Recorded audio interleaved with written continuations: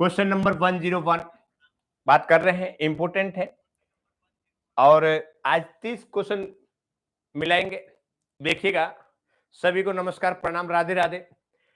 गर्भावस्था के दौरान मॉर्निंग सिकनेस के मैनेजमेंट में शामिल है।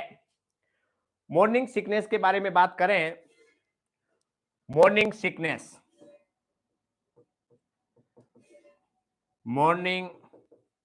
सिकनेस जिसके अंदर बात करते हैं कि नोजिया और वॉमिटिंग होता है, नोजिया एंड वॉमिटिंग वाली प्रक्रिया होती है। ये फर्स्ट फ्यू मंथ के लिए होता है बच्चों, फर्स्ट फ्यू मंथ शुरुआती महिला कॉन्सेप्शन होती है, महिला गर्भधारण करती है, उस समय में कुछ समय के लिए क्या होता है, नोजिया वॉमिटिंग होता है। और ये स्टार्ट कब होती है बच्चों? स्टार्ट होती है 4 to 6 वीक में। 4 to 6 वीक में क्या होता है, नोजिया वॉमिटिंग स्टार्ट हो जाता है। पीक लेवल के बारे में बात करें, ये पीक लेवल पे कब आ जाती है? 8 से 11 वीक के अंदर ये ज्यादा होने लग जाता है। और उसके बाद में सबसाइड धीरे धीरे कम होना लग जाती है 12 से 16 वीक। यदि मैं बात करूं कि मोस्ट कॉमन बात करते हैं तो 12 वीक्स ऑफ द प्रेगनेंसी। ये है आपके मॉर्निंग सिकनेस के अंदर। आपको इतनी बातें याद रखना है। मॉर्निंग सिकनेस जिसके अंतर्गत महिला प्रेग्नेंट हुई, उस दौरान में आप जानते हैं कि एक हार्मोन है, human chorionic gonadotropic hormone release होता है। इनके इंक्रीज होने की वजह से एग्जैक्ट कारण अननोन है, परंतु ऐसा माना गया है कि जो एचसीजी हार्मोन है उसका लेवल बढ़ता है और जिसकी वजह से क्या है, मॉर्निंग सिकनेस होता है। मॉर्निंग सिकनेस जिसके अंतर्गत क्या देखने को मिलता है, नोजिया वॉमिटिंग देखने को मिलता है। ये शुरुआती कंडीशन में फर्स्ट फ्यू मंथ के लिए देखने को मिलेगा, फर्स्ट फ्यू मंथ के लिए देखने को मिलता है। और उसके बाद में स्टार्ट कब होता है? 4 to 6 वीक्स में स्टार्ट होते हैं। पीक लेवल पे 8 से 11 मंथ में मॉर्निंग सिकनेस पीक लेवल पे रहता है और सबसाइड मतलब वापिस कम हो जाती है वो 12 से 16 वीक्स के अंदर। और मोस्ट कॉमन जो सबसाइड होता है वो 12 वीक के अंदर। तो इस प्रकार के कह सकते हैं कि मॉर्निंग सिकनेस वाली कंडीशन के अंदर मैनेजमेंट के अंदर बात करें तो यहां पे लिखा हुआ है मैनेजमेंट के अंदर, ये इसका एक आप स्क्रीनशॉट ले लीजिएगा, इसका बच्चों आप स्क्रीनशॉट ले लीजिएगा। ले लिया? अब देखिएगा, इसके अंदर बात करते हैं, मैनेजमेंट लिखा हुआ है गर्भवती महिलाओं को सूखे टोस्ट और बिस्किट खाने के लिए सलाह देना है। हाँ, ये जरूरी है, खाली पेट चाय नहीं लेना है, तो उसे क्या है, टोस्ट या बिस्किट लेना है, ये सही है। अत्यधिक वसा युक्त भोजन से दूर रहना है, हाँ ये भी सही है। एंटी इमेटिक्स दवाइयां लेनी है अकॉर्डिंग टू डॉक्टर प्रेस्क्रिप्शन, है ना, ये भी ले सकते हैं, ये भी सही है। तो D is a correct answer रहेगा। सभी बच्चों के आंसर सही है, ठीक है ना, सभी बच्चों के आंसर क्या है, सही है। देखिएगा, नेक्स्ट बात करते हैं क्वेश्चन नंबर 102 के अंदर लिखा हुआ है गर्भावस्था के दौरान होने वाली गंभीर प्रकार की उल्टी जिसमें माता के स्वास्थ्य पर हानिकारक प्रभाव पड़ता है कहलाता है। ये बहुत ही इंपॉर्टेंट है बच्चों, ध्यान रखना। एक ऐसी कंडीशन जैसे आपने देखा होगा कई ऐसी महिलाएं जिनको वॉमिटिंग ज्यादा होती है, खाना पीना क्या पानी पीते हैं तो वॉमिटिंग होती है। ये कंडीशन आमतौर पे ऐसी महिला जिनमें कुछ महिलाओं के अंदर देखने को मिलता है। तो इस प्रकार से ऐसी लिखा हुआ है कि गंभीर प्रकार की वॉमिटिंग होती है जिनमें माता के स्वास्थ्य पर हानिकारक प्रभाव पड़ता है। कई बार तो एबॉर्शन हो जाता है, कई बार ऐसी कॉम्प्लिकेशन हो जाती है, माता खाना नहीं खा पाती है, ठीक है ना। तो इस प्रकार से हानिकारक प्रभाव पड़ता है, उसको क्या कहा जाता है बताइएगा। एक बार 102 का आंसर मैं देखना चाहता हूं।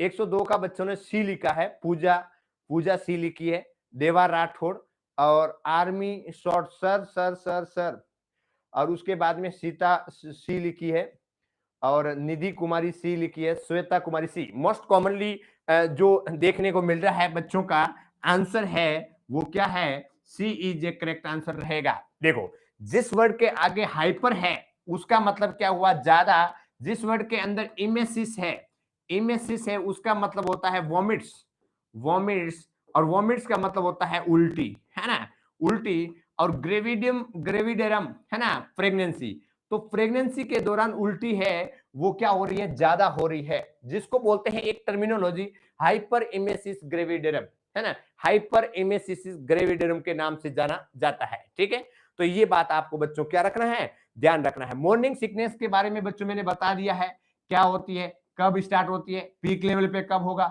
सबसाइड कब होता है, और उसका मैनेजमेंट जिसमें आपने देखा है, उपरोक्त सभी लिखा था। ठीक है, तो ये ध्यान रखना है।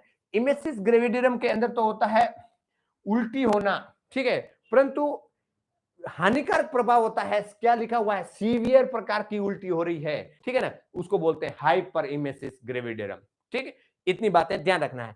इक्लेप्सिया के अंदर बच्चों आप जानते हैं, इक्लेप्सिया वह कंडीशन जिसके अंतर्गत इक्लेप्सिया, इक्लेप्सिया के अंदर क्या होता है, जिसके अंदर हाइपरटेंशन होगा, एसटीएन होगा, एक क्या होगा, एसटीएन होगा, उसके बाद में क्या होगा, प्रोटीन यूरिया रहेगा, प्रोटीन यूरिया रहेगा, उसके बाद में क्या रहेगा, इडिमा रहेगा, उसके बाद में क्या रहेगा, कोमा जैसी कंडीशन रहेगी, उसके बाद में क्या रहेगा, कन्वल्सन, कन्वल्सन प्रकार की प्रक्रिया रहेगा, या सीजर बोल सकते हैं, SEIZURES, सीजर्स। ये इतने सिम्टम बच्चों आपको ध्यान रखना है।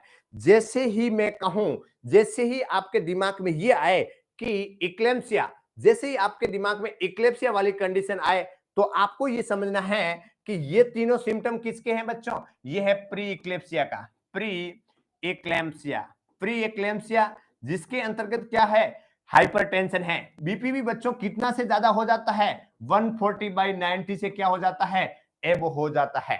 ठीक है, तो इक्लेप्सिया वह कंडीशन जिसके अंतर्गत प्री इक्लेप्सिया से रिलेटेड सारे सिम्टम देखने को मिलेंगे। प्री इक्लेप्सिया के अंदर क्या है, हाइपरटेंशन है, प्रोटीन यूरिया है, एडिमा है, ये तो सिम्टम रहेंगे रहेंगे। यदि मैं कहूं कि प्री इक्लेप्सिया वाली कंडीशन को यदि ट्रीट नहीं किया जाए, तो ऐसी कंडीशन के अंदर patient is suffering from the eclampsia, pre eclampsia से क्या कन्वर्ट हो जाएगा, इक्लेम्सिया, और इक्लेम्सिया के अंदर डबल सी बच्चों क्या हो जाएगा, ऐड हो जाएगा, डबल सी ऐड हो जाएगा। डबल सी का मतलब क्या है, प्री इक्लेम्सिया तो रहेगा रहेगा, तो प्री इक्लेम्सिया के सिम्टम तो रहेंगे रहेंगे, प्री इक्लेम्सिया, इक्लेम्सिया के सिम्टम तो रहेंगे रहेंगे, साइन एंड सिम्टम रहेंगे रहेंगे, परंतु साथ में डबल सी जुड़ जाएगा। डबल सी के अंदर क्या है, कन्वर्सन और कॉमा, कन्वर्सन और कॉमा। इसको लिखिए बच्चों, ये इसको स्क्रीनशॉट लीजिए, पहले इसको स्क्रीनशॉट लीजिएगा, बाद में मिलाते रहना, ठीक है, इस बात का ध्यान रखना। यही क्वेश्चन एग्जाम के अंदर आता है, यही क्वेश्चन एग्जाम के अंदर आता है बच्चों। मैं आपको हाइपर इमेसिस ग्रेविडरम वाला क्लास, इसकी क्लास लूंगा, दूसरा है इक्लेम्सिया की क्लास लूंगा, इक्लेम्सिया, इक्लेम्सिया, तो इन दोनों की ही क्लास लूंगा मैं, पूरा डिटेल के साथ में बताऊंगा क्या होता है, कैसे होता है, क्या कारण है, क्या साइन सिम्टम देखने को मिलते हैं, क्या क्लिनिकल मैनिफेस्टेशन होते हैं, साथ ही साथ में क्या उसका मैनेजमेंट किया जाता है, इन दोनों की क्लास में आपको लूंगा। अंडरस्टैंड। नेक्स्ट बात करते हैं, तो आज इस वीडियो के अंदर इतनी बातें बच्चों आपको ध्यान में रखना है। नेक्स्ट बात करते हैं, सेकेंड ईयर की क्लास नहीं लेते हैं, आर्मी शॉर्ट, हाँ लेते हैं, वहां पे देख लीजिएगा, नंबर पे बात कर लीजिए, मेरे नंबर पे। नेक्स्ट बात करते हैं, नेक्स्ट है हाइपर इमेसिस ग्रेविडरम का मैनेजमेंट, हाइपर इमेसिस ग्रेविडरम, इसके अंदर क्या है, ज्यादा सीवियर उल्टियां हो रही है बच्चों, क्या हो रहा है, ज्यादा सीवियर उल्टी हो रही है, क्या करेंगे, क्या कंडीशन होती है, कैसे मैनेजमेंट करते हैं, आईवी ड्रिप शुरू करना, हाँ आईवी ड्रिप शुरू करते हैं, क्योंकि ये तो बहुत सीवियर कंडीशन है, पानी तो अंदर लेते हैं, माउथ के अंदर लेते हैं, उसके बाद में तुरंत हो करके वापस उल्टी हो जाती है, क्या कर लोगे आप, देखते होंगे पड़ोसी के अंदर, कम्युनिटी के अंदर, समुदाय के अंदर कई ऐसी महिलाएं हैं जिसके अंदर ये शिकायतें रहती है ना। दूसरी बात करते हैं, एंटी इमेटिक्स दवाइयां देना, एंटी इमेटिक्स दवाइयां वह दवाइयां जो किसको रोकती है, उल्टी को रोकने की, तो उल्टी रोकने वाली दवाई देते हैं, हाँ किसके according, according to doctor prescription. आराम प्रदान करना है, comfortable position provide the patient, ठीक है ना, तो इस प्रकार से D is the correct answer रहेगा। 103 का बच्चों ने लिखा है ऑल ऑफ द अबव, सभी बच्चों के आंसर सही है, सभी बच्चों के आंसर सही है। बच्चों इस बात का ध्यान रखना, बच्चों इस बात का ध्यान रखना कि आप अभी यदि आप टाइप कर रहे हैं, आप लिख रहे हैं, मेरे सारे क्वेश्चन को आप देख रहे हैं, तो इसका मतलब ये हुआ कि आपका दिमाग है ना वो पढ़ाई के ऊपर है। पेरिफेरल साइड में क्या हो रहा है, बच्चे हल्ला कर रहे हैं, घर में बर्तन बज रहा है, अपन को किसी से कोई लेना देना नहीं। और इस प्रकार से आपका दिया हुआ आंसर और आपका जो पढ़ा हुआ आपको अभी जो याद रहेगा वो आपका क्या होगा कि आपके एग्जाम के अंदर काम आएगा। इस बात का बच्चों क्या रखें, ध्यान रखें। नेक्स्ट बात करते हैं क्वेश्चन नंबर 104। ठीक है, देखिएगा, शुरुआती गर्भपात अर्ली मिसकैरेज का मुख्य कारण है। अर्ली मिसकैरेज का मुख्य कारण क्या है? देखो बच्चों, क्या वर्ड आया है? मिसकैरेज आया है। मिसकैरेज का दूसरा नाम क्या है? एबॉर्शन। एबॉर्शन के बारे में आप जानते हैं, एबॉर्शन एक ऐसी कंडीशन जिसके अंतर्गत क्या होता है, एक actual definition according to WHO के बारे में बात करें कि एबॉर्शन वह कंडीशन जिसके अंतर्गत जो फीटस है उसका वजन कितना ग्राम, 500 ग्राम, या उससे क्या है, उससे कम है या तो कम है। ठीक है, साथ ही साथ में जो वीक के बारे में बात करते हैं, वीक के बारे में बात करते हैं कि ऐसा फीटल प्रोडक्ट है ना या फीटस प्रोडक्ट जिसका वजन 500 ग्राम या 500 ग्राम से कम हो और जिसका वीक के बारे में बात करते हैं तो 20 से 24 वीक्स। ये बच्चों ध्यान रखना, 20 से 24 वीक्स।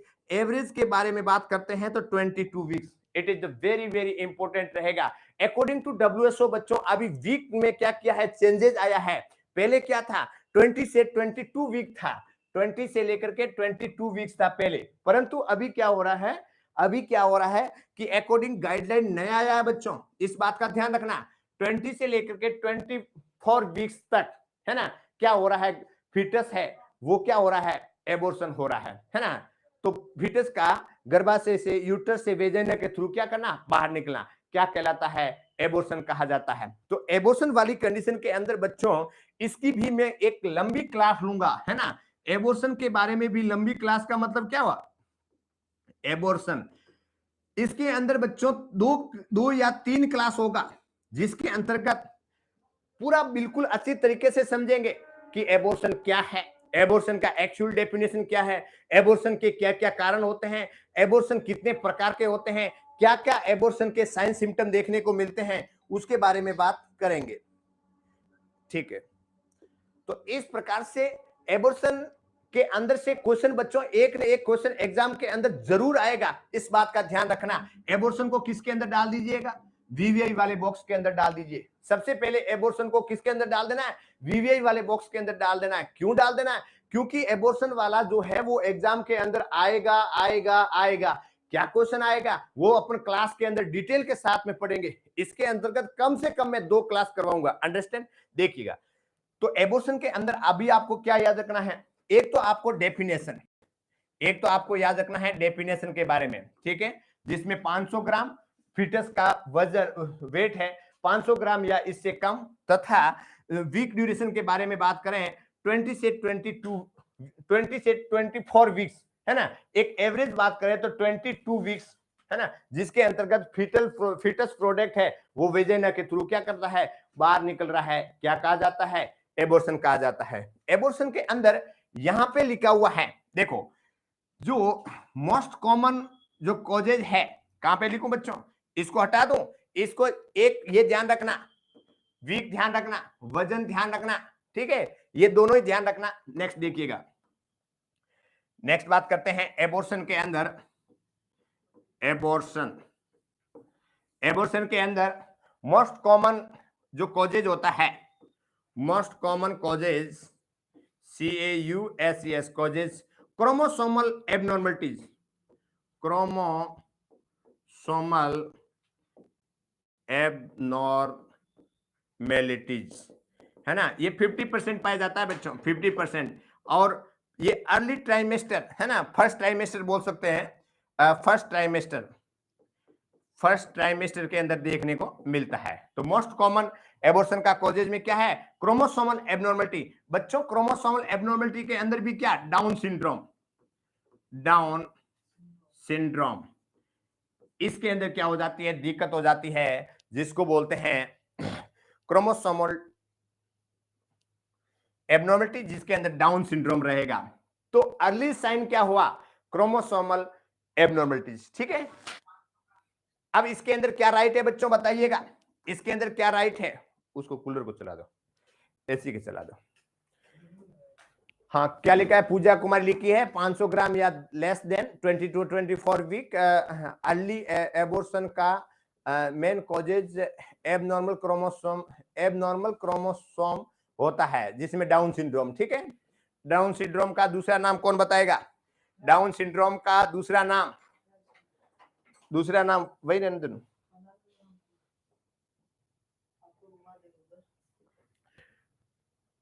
डाउन सिंड्रोम का अदर नेम क्या है, कौन बताएगा? बाहर रहने देना, और बाहर रहने, चप्पल पहने। देखिएगा, डाउन सिंड्रोम का ट्राइसोमी 21, डाउन ट्राइसोमी 21 इसका दूसरा नाम है। ठीक है, तो शुरुआती अर्ली मिसकैरेज का मुख्य कारण है क्रोमोसोम की असामान्यता। इसके बाद में है सर्विक्स की असंगतता, संक्रमण, ऑटोसोमल डिजीज। हाँ, तो इसमें तो बता दिया ना, chromosomal abnormality, down syndrome, A is a correct answer रहेगा, 104 का ए। अंडरस्टैंड? नेक्स्ट बात करते हैं, question number 105 105। It is very very important. देखिएगा बच्चों, निम्नलिखित में से कौन सा अर्ली साइन मिसकैरेज का नहीं है? अर्ली साइन नहीं है। अरे भाई, मैंने तो बता दिया पहले, इसका तो आंसर आप बता दोगे ना, इसका तो आंसर ऑलरेडी आप बता दोगे। क्या बता दोगे? प्रोजेस्टेरोन एंडोक्राइन से संबंधित है। दूसरी बात करते हैं, टॉर्स इन्फेक्शन मदर से रिलेटेड है। गर्भाशय का जन्मजात कॉन्जेनिटल एबनॉर्मलिटी नहीं, उपरोक्त में से कोई नहीं है ना, तो इसके अंदर डी इज करेक्ट आंसर रहेगा। अर्ली साइन क्रोमोसोमल एबनॉर्मलिटीज, जिसके अंतर्गत मोस्ट कॉमन क्या है? डाउन सिंड्रोम, है ना, ये बात आपको ध्यान में रखना है। इसलिए मैं कह रहा हूं, अरे भाई, जो एबॉर्शन है कितने प्रकार के होते हैं और उसके क्या क्या सिम्टम देखने को मिलेंगे, कौन से एबॉर्शन के अंदर क्या क्लिनिकल सिम्टम देखने को मिलता है, वो इंपॉर्टेंट है। क्वेश्चन घुमा करके एग्जामिनर देगा, परंतु पहले मैं अभी ज्यादा एबॉर्शन से रिलेटेड इसके अंदर क्वेश्चन का डिटेल नहीं बता रहा हूं, क्योंकि इसकी क्लास के अंदर मैं अच्छे से आपको बताऊंगा, तो आपकी एक भी क्वेश्चन आपका गलत नहीं हो। नेक्स्ट बात करिएगा, question number 106। Question number 106 heading डालिएगा। ये आपको मालूम है, ये मैंने बच्चों बताया है, इस बात का क्या रखें?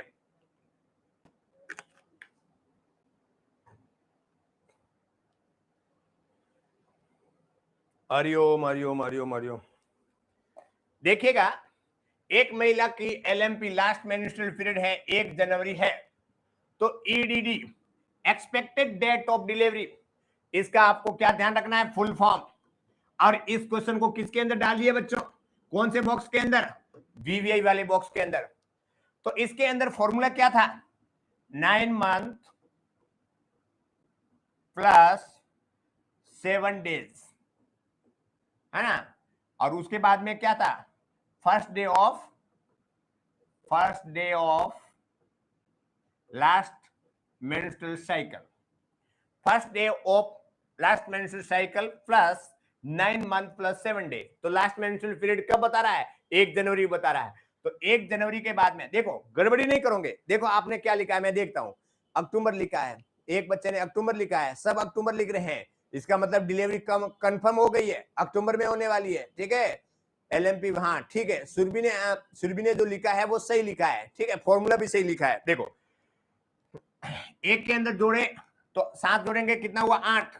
जनवरी को छोड़ दीजिएगा, उसके बाद में फरवरी, मार्च, अप्रैल, मई, जून, जुलाई, अगस्त, सितंबर और अक्टूबर, है ना, इसको जनवरी को छोड़ देना है। ध्यान रखना, प्रैक्टिस कर लेना, कंफ्यूजन नहीं होना। गलत कर दोगे, एक क्वेश्चन गलत करोगे, कितने स्टूडेंट पीछे चले जाओगे? 1000।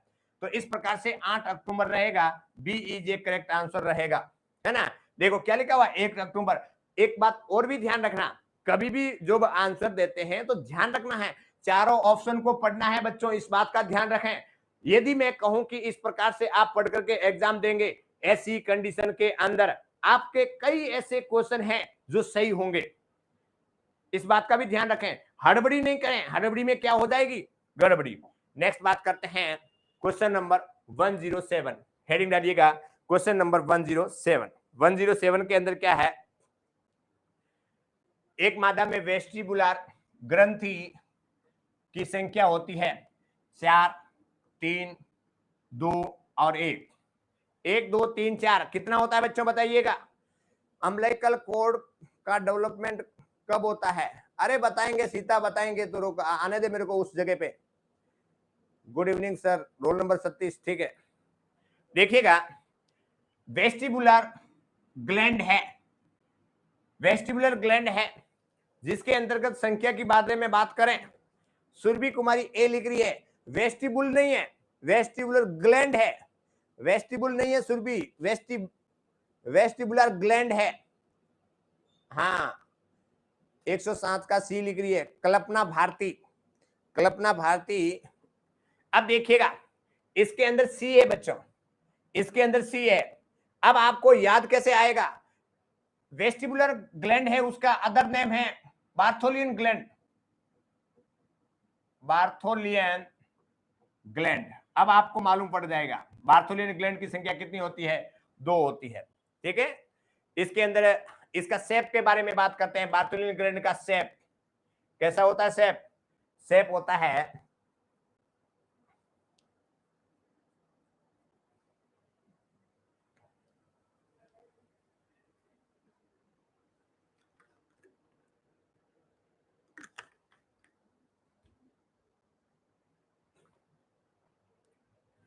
शेप नहीं, इसका आप कलर देखिएगा, कलर के अंदर बार्थोलियन है जिसमें yellowish white, yellowish white, WHIT। Shape के बारे में लिखना है तो लिख लीजिएगा मटर के दाना, है ना, पी शेप, पी शेप। तो एक क्वेश्चन आपको ये ध्यान रखना, पी शेप। कलर के बारे में बात करते हैं, येलो व्हाइट, और बार्थोलियन ग्लैंड का दूसरा नाम है वेस्टिबुलर ग्लैंड, ठीक है। तो ये एक बेसिक बातें ध्यान रखना है, कंफ्यूजन नहीं होना। सभी को नमस्कार, सभी को राधे राधे, सभी को नमस्कार। देखिएगा, इसका सी इज ए करेक्ट आंसर रहेगा। क्या याद रखना है आपको? बार्थोलियन ग्लैंड याद रखना है, उसका दूसरा नाम वेस्टिबुलर ग्लैंड ध्यान रखना है, कलर याद रखना है, शेप याद रखना है। नेक्स्ट बात करते हैं क्वेश्चन नंबर 108। 108 वाला क्वेश्चन है, देखिएगा बच्चों, 108 नंबर क्वेश्चन है जिसके अंतर्गत क्या लिखा हुआ है देखिएगा, इंपॉर्टेंट है। गर्भावस्था में एक महिला जिसमें क्या हो रही है, वेजाइनल ब्लीडिंग हो रही है, वेजाइनल ब्लीडिंग हो रही है, पेट के निचले भाग में क्या हो रहा है, दर्द हो रहा है, एमनोरिया अवधि की तुलना में गर्भाशय का आकार छोटा है, इस महिला का डायग्नोसिस होगा। ऐसी कंडीशन जिसके अंतर्गत एमनोरिया कंडीशन है, मतलब a person is suffering from the pregnant, है ना भाई, एमनोरिया है मतलब प्रेगनेंसी वाली कंडीशन है। दूसरा लिखा हुआ है कि एमनोरिया की अवधि की तुलना में गर्भाशय का आकार छोटा है, पहले यूट्रस फूला हुआ था, है ना, उसके बाद में क्या हो रहा है, छोटा हो रहा है। क्यों हो रहा है? कि यहाँ पे क्या हो रही है, वेजाइनल ब्लीडिंग हो रही है, इस महिला का डायग्नोसिस होगा। क्या होगा बच्चों? ये बहुत इंपॉर्टेंट है, इसको कौन से बॉक्स के अंदर डाल दीजिएगा, VVI वाले बॉक्स के अंदर डाल दीजिएगा बच्चों। हाँ, बहुत सारे बच्चों का उठ पटांग जवाब आ रहा है, जो गलत है वो शोभा नहीं देता है, इसका मतलब आप दिमाग नहीं लगाए हैं। देखिएगा बच्चों, मैं लॉक कर रहा हूं क्वेश्चन को, मैं क्वेश्चन को लॉक कर रहा हूं, इस बात का ध्यान रखें बच्चों। देखिएगा, ए इज ए करेक्ट आंसर रहेगा, abortion, abortion is a correct answer.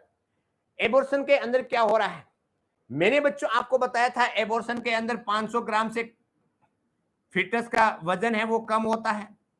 उसके बाद में 20 से लेकर के 24 वीक्स वाली कंडीशन के अंदर जो वेजाइनल के थ्रू फिटस प्रोडक्ट बाहर निकल रहा है, एबॉर्शन कहेंगे। एबॉर्शन के अंदर क्या हो रही है बच्चों, ब्लीडिंग हो रही है, ब्लीडिंग हो रही है, और जिसकी ब्लीडिंग की वजह से वो जो फिटस प्रोडक्ट है वो क्या है, वहां से सेपरेट हो गया है, अलग हो गया है, बाहर निकल रहा है। तो गर्भाशय है वो क्या होगा, पहले से क्या होगा, स्मॉल होगा, ठीक है। तो ये एबॉर्शन वाली कंडीशन के अंदर देखने को मिलती है। PPI, postpartum haemorrhage, postpartum haemorrhage, इसके अंतर्गत को तो पेट ऊपर नीचे नहीं होगा, ओनली क्या होगी, ब्लीडिंग होगी। इक्लेम्सिया वह कंडीशन जिसके अंतर्गत मैंने आपको बता दिया है, इसमें हाइपरटेंशन रहेगा, इडिमा रहेगा, प्रोटीन यूरिया रहेगा, कन्वर्सन रहेगा, कोमा वाली कंडीशन रहेगा। इक्लेम्सिया के अंदर कितने सिम्टम देखने को मिलते हैं, 5 सिम्टम देखने को मिलते हैं। PID, pelvic inflammatory disease, pelvic inflammatory disease, ठीक है। तो इन बच्चों, इन दोनों का तो क्या रखना है, आपको ध्यान रखना है फुल फॉर्म। दूसरा है, एक दिन क्लास होगा बच्चों, एक दिन क्लास होगा पीपीएस का, एक दिन क्लास होगा पीपीएस प्लस एपीएस का, ये इस बात को ध्यान रखना, ये दोनों क्लास होगा। इसको क्लास में मैं करवाऊंगा बच्चों, डिटेल के साथ में बताऊंगा। मैं जो आपको लिखा रहा हूं क्लास क्लास क्लास, आप मेरे को यदि नहीं होता है तो आप मेरे को बता भी देना कि सर आप वीडियो के अंदर बताए थे कि इसकी क्लास नहीं हुआ, ठीक है। नेक्स्ट बात करते हैं, नेक्स्ट बात करते हैं क्वेश्चन नंबर 109, क्वेश्चन नंबर 109, जिसके अंतर्गत थोड़ा सा छोटा करना पड़ेगा बच्चों। गर्भाशय के प्रत्यावर्तन के बारे में कौन सा कथन सही है? 109 का बच्चों देखिएगा, 109 का 109 के बारे में बात करते हैं। इसके अंदर लिखा हुआ है इन्वोल्यूशन ऑफ यूट्रस। यूट्रस का क्या है, थोड़ा सा मूवमेंट हो रहा है, थोड़ा सा क्या हो रहा है बच्चों, मूवमेंट हो रहा है। डिलीवरी के तुरंत बाद गर्भाशय का वजन 1000 ग्राम होता है और ये अम्बलिकस पर होता है। हाँ, आप जानते हैं वजन बढ़ेगा तो यूट्रस क्या ऐसे चेंज होगा, सही बोला। 2 सप्ताह के बाद गर्भाशय का वजन 300 ग्राम और एक बार फिर से पेल्विक ऑर्गन बन जाता है। हाँ, मैंने बच्चों बताया था कि 12 वीक से पहले और 12 वीक के बाद जो यूट्रस है एक पेल्विक ऑर्गन होता है, बट आफ्टर देन 12 वीक वो क्या हो जाता है, एब्डोमिनल ऑर्गन हो जाता है, ठीक है। यहां पे क्या बोला है, 2 सप्ताह के बाद यूट्रस का वजन इतना ग्राम हो जाता है और एक बार फिर ये पेल्विक ऑर्गन बन जाता है। हाँ, ये तो है। 1 सप्ताह बाद गर्भाशय का वजन 500 ग्राम होता है। 1 सप्ताह बाद, इसके 1 सप्ताह बाद कितना है, 300 था, तो उसके बाद में क्या होगा, 500 ग्राम होगा, ठीक है। तो इस प्रकार से उपरोक्त सभी कथन सत्य है, ठीक है ना, कथन सही है। तो D is a correct answer रहेगा, D is a correct answer रहेगा। इस बात का बच्चों क्या ध्यान रखें, डी इज ए राइट रहेगा। एक बात मैं आपको बता रहा हूं, यदि क्वेश्चन में आंसर 2 राइट है, 2 राइट आते ही उपरोक्त सभी होने की संभावना ज्यादा होती है, उपरोक्त सभी होने की संभावना ज्यादा होती है। परंतु एक बात बच्चों, एक ये भी ध्यान रखना, एक बात आपको ये ध्यान रखना होगा कि क्या प्रायोरिटी बेस पे पूछा जा रहा है, क्या उसके बारे में प्रायोरिटी पूछी जा रही है। When the ask regarding to priority then the answer and change, answer change हो जाएगा, इस बात को ध्यान रखें, ठीक है। नेक्स्ट बात करते हैं क्वेश्चन नंबर 110, 110 के बारे में बात करते हैं। एमटीपी के बारे में कौन सा कथन असत्य है, देखिएगा ध्यान से पढ़ना है, क्वेश्चन ध्यान से पढ़ना है। एमटीपी, एमटीपी का मतलब क्या हुआ, medical termination of pregnancy, medical termination of pregnancy, MTP. MTP के बारे में थोड़ी सी बात कर लेते हैं, एमटीपी के बारे में बात कर लेते हैं। देखिए एमटीपी, हेडिंग डालिएगा बच्चों एमटीपी, यहां पे मैं लिखता हूं एमटीपी। एक तो आपको ध्यान रखना है फुल फॉर्म, फुल फॉर्म। एक ध्यान रखना है एमटीपी एक्ट, एक्ट कब आया, एमटीपी एक्ट बच्चों आया था, वो पास हुआ था, एक्ट पास कब हुआ था, 1971 के अंदर। और उसके बाद में एनफोर्स, उसके बाद में एनफोर्स मतलब लागू कब हुआ, लागू कब हुआ, ध्यान रखना 1 अप्रैल 1972 के अंदर ये लागू हुआ था। इस बात का बच्चों क्या रखें, ध्यान रखें। रिवाइज कब हुआ, रिवाइज कब हुआ, रिवाइज हुआ था 1975 के अंदर। रिवाइज कब हुआ, 1975 के अंदर ये रिवाइज हुआ था, इस बात का बच्चों ध्यान रखें। दूसरी बात करते हैं एमटीपी, एमटीपी, एमटीपी के बारे में कौन करवा सकता है, एमटीपी कौन करवा सकता है, कौन करवा सकता है, एमटीपी वही करवा सकता है जिसके अंदर 25 जो एमटीपी का केस है, एमटीपी का केस है वो असिस्ट किया है, असिस्ट किया है। उनके पास में 6 मंथ का डिप्लोमा होना चाहिए, 6 मंथ का डिप्लोमा, ठीक है ना, 6 मंथ का डिप्लोमा, डिप्लोमा किसका डिप्लोमा, एमटीपी से रिलेटेड, ठीक है। उसके बाद में एमटीपी करते हैं 20 वीक से पहले, 20 वीक से पहले करते हैं, है ना, 20 वीक से पहले करते हैं तो कितने डॉक्टर की जरूरत होती है? एक डॉक्टर की जरूरत होती है, एक डॉक्टर द्वारा किया जा सकता है। परंतु यदि मैं कहूं एबो द 20 वीक्स है तो उस कंडीशन में कितने डॉक्टर की जरूरत होगी? है 2 डॉक्टर की जरूरत होगी। ये इतनी बातें बच्चों आपको क्या रखना है? केप्ट इन द माइंड, अपने दिमाग के अंदर रखना है।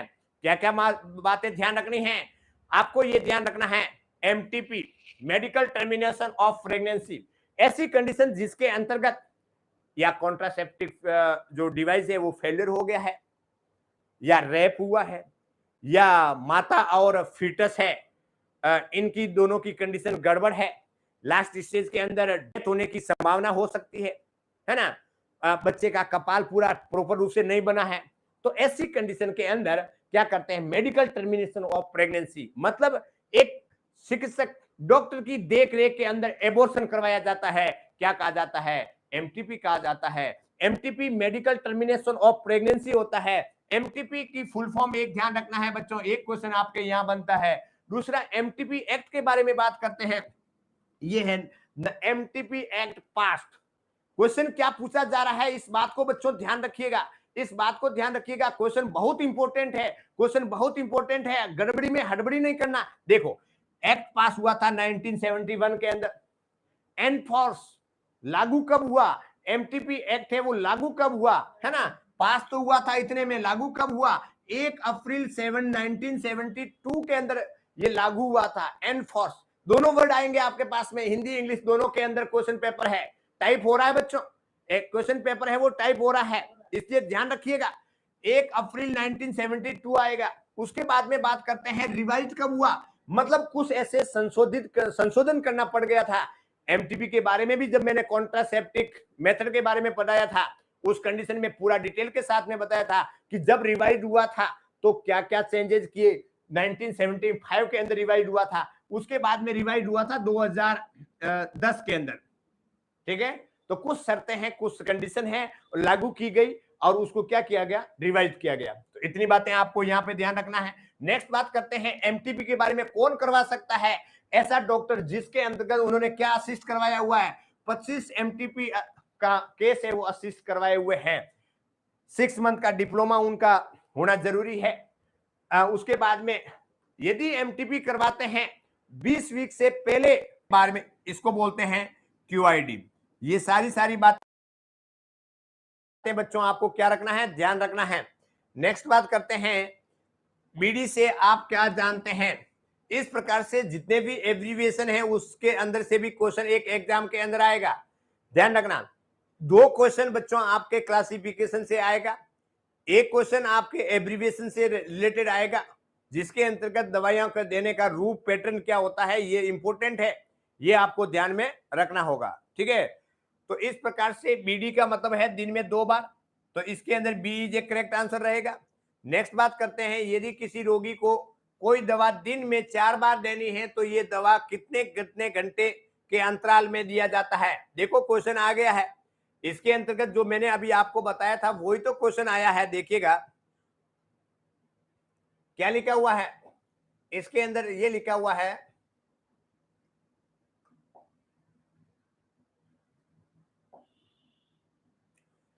यदि किसी रोगी को कोई दवा दिन में 4 बार देनी है, मतलब क्यूआईडी, 4 टाइम्स ए डे, जिसके अंतर्गत 1, 2, 3 और 4। एक मैंने बच्चों आपको बताया था कि 2 दवाई देते हैं, एक खुराक और दूसरे खुराक के बीच में जो गैप होता है वो कम से कम कितने घंटे का होना चाहिए? 6 घंटे का होना चाहिए। ये तो बात सही है। तो इस प्रकार से पहली जो दवाई देंगे बच्चों, जो पहली दवाई देंगे वो कब देंगे? पहली दवाई देते हैं 6 बजे देते हैं, उसके बाद में 12 बजे और उसके बाद में 6 बजे और उसके बाद में 12 बजे। तो इस प्रकार से 8-8 घंटे से होंगे, तो 8, 8, 10 और 2, तो इस प्रकार से ये तो नहीं होगा, ये तो गड़बड़ होगा। 6 घंटे के अंतराल पे देते हैं तो 4 बार दिया जा सकता है। नेक्स्ट बात करते हैं, यदि किसी रोगी को दवा दिन में 3 बार देना है। अब देखिएगा, इस जब किसी मरीज को दवाई दिन में 3 बार देते हैं तो ऐसी कंडीशन के अंदर इसका पैटर्न क्या होगा? पहले एक बार आप समझिएगा, पहले एक इसको समझिएगा, फिर बाद में मैं एक कहानी बताता हूं, देखिएगा।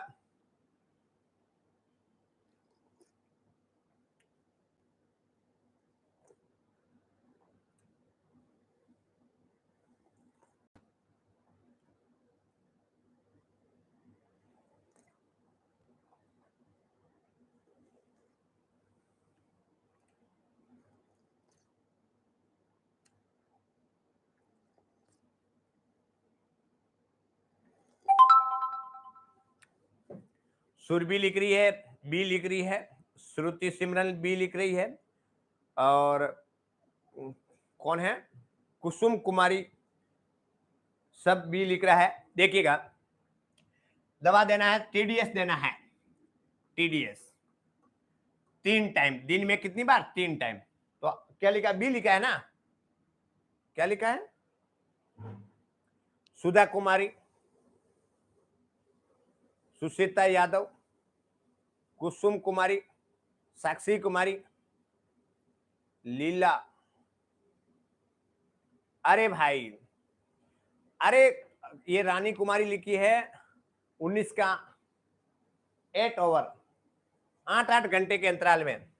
देखो 8-8 घंटे के अंतराल पे लगाते हैं ना, तो 8-8 के घंटों के हिसाब से लगाओगे तो कितना हो जाएगा, 3 बार दे सकते हैं।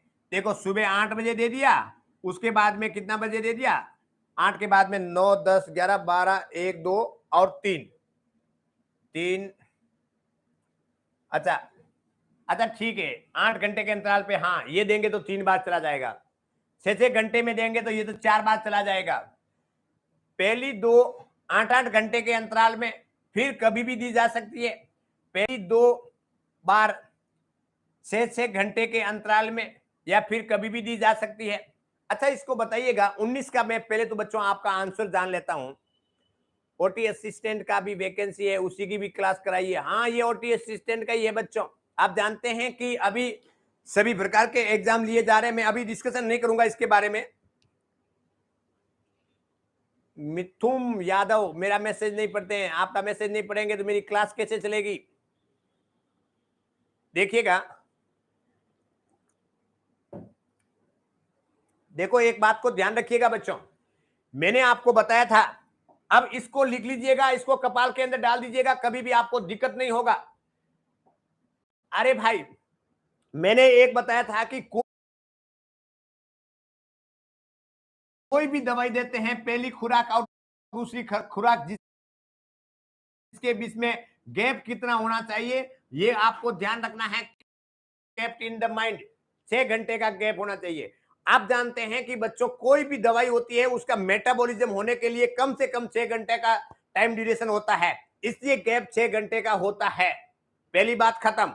दूसरी बात करें कि इस प्रकार से गैप रखने से होगा क्या, कि डॉक्टर ने बोल दिया है कि 2 टाइम दवाई देनी है, एंटीबायोटिक दवाई है वो सुबह शाम देना है। तो इस प्रकार से सुबह शाम देते हैं तो बच्चों सुबह 8 बजे भी दे सकते हैं और 9, 10, 11, 12, 1, 2 बजे भी दे सकते हैं। 6 घंटे का गैप तो हो गया।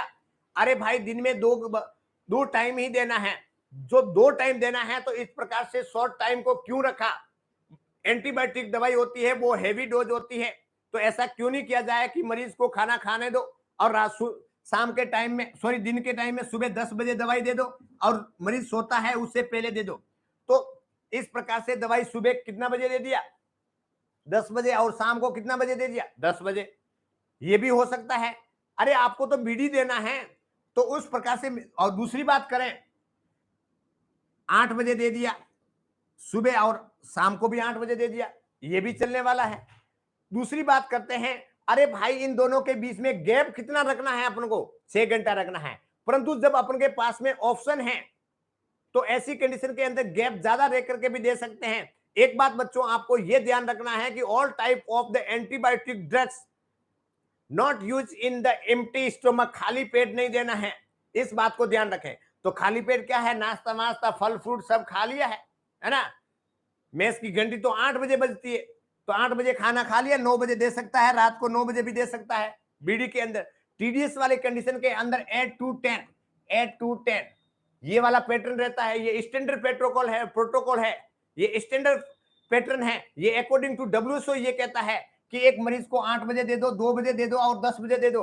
अब सुबह भी जल्दी नहीं है, रात को भी लेट नहीं है, मरीज जग जाएगा, नाश्ता कर लेगा, दे देंगे, खाना खाएगा, उसके बाद में दे देंगे, मरीज सो जाएगा। इस प्रकार से क्या है, 8 to 10 वाला पैटर्न भी यूज किया जा सकता है। जिन इनके अंदर कम से कम 6 घंटे का तो गैप है कि नहीं है, तो इस प्रकार से दिया जा सकता है। QID के अंदर कम से कम 6 घंटे का गैप है। अब 6 घंटे से कम करते हैं तो 24 घंटा होने में टाइम कितना लगता है, इसलिए देते हैं 6 बजे देंगे, 12 बजे देंगे, 6 बजे देंगे, 8 घंटे के अंतराल पे देंगे। ये वाला फॉर्मूला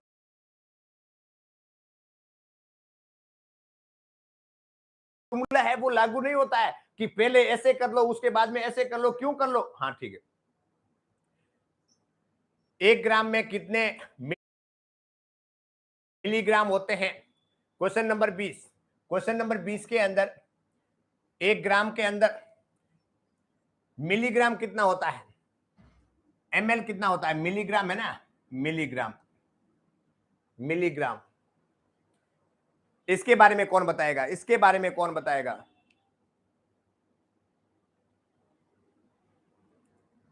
हम लोगों के एग्जाम कब हो गए?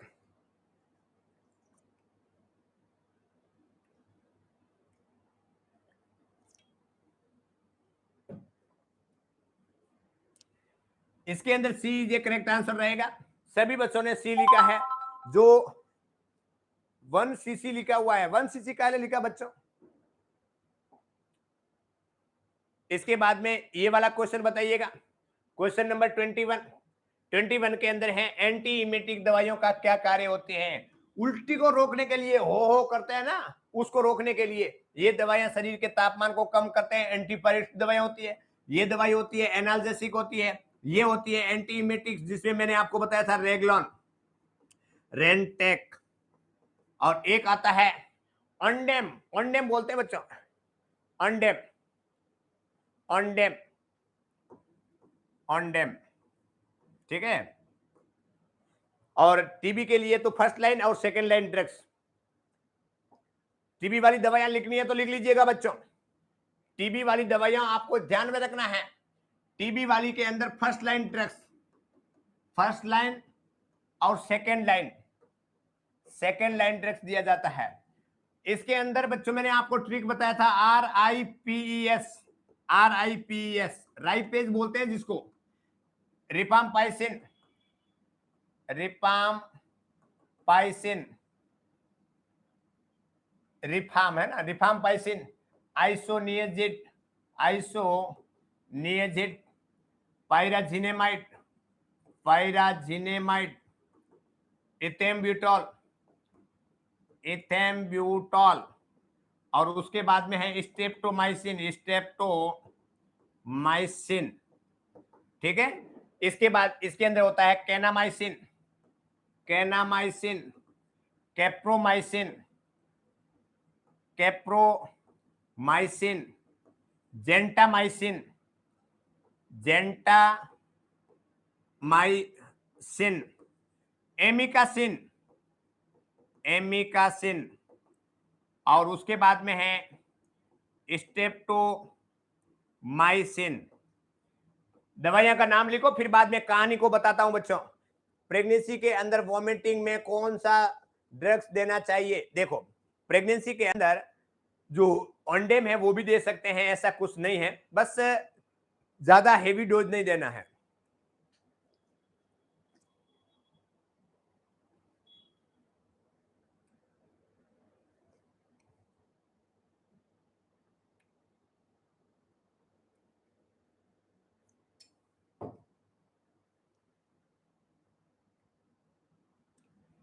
First line drugs TB drugs है ना, टीबी ड्रग्स। इसके अंदर तो आप याद रखोगे RIPES, राइपेज। इसको इस प्रकार से है, ये इंट्रामस्कुलर दिया जाता है, इंट्रामस्कुलर रूट से दिया जाता है, और ये दवाई फर्स्ट लाइन के अंदर भी रहेगी, सेकेंड लाइन के अंदर भी रहेगी। ये कहानी तो खत्म। दूसरी दवाइयां दी जाती है वो ऑरली दी जाती है। एक क्वेश्चन ये आता है कि एंटी ट्यूबरक्यूलिन ड्रग्स के अंदर कौन सी दवाई जो इंट्रामस्कुलर रूट से पड़ती है? ये क्वेश्चन एग्जाम के अंदर आएगा। इंट्रामस्कुलर इंजेक्शन वाली है स्ट्रेप्टोमाइसिन, एक क्वेश्चन ये आएगा कि कौन सी ऐसी दवाई जो फर्स्ट लाइन के अंदर भी चलती है, सेकेंड लाइन के अंदर भी चलती है, तो आपका आंसर होगा राइट, स्ट्रेप्टोमाइसिन रहेगा। दूसरी बात करते हैं, यहां पे बच्चों लिखा हुआ है एमिकासिन और जेंटामाइसिन। एमिकासिन और जेंटामाइसिन जो दवाई है वो ड्रग्स ऑफ चॉइस कौन सी बीमारी के लिए है, कौन सा इन्फेक्शन को रोकने के लिए ड्रग्स ऑफ चॉइस है, कोई बताएगा?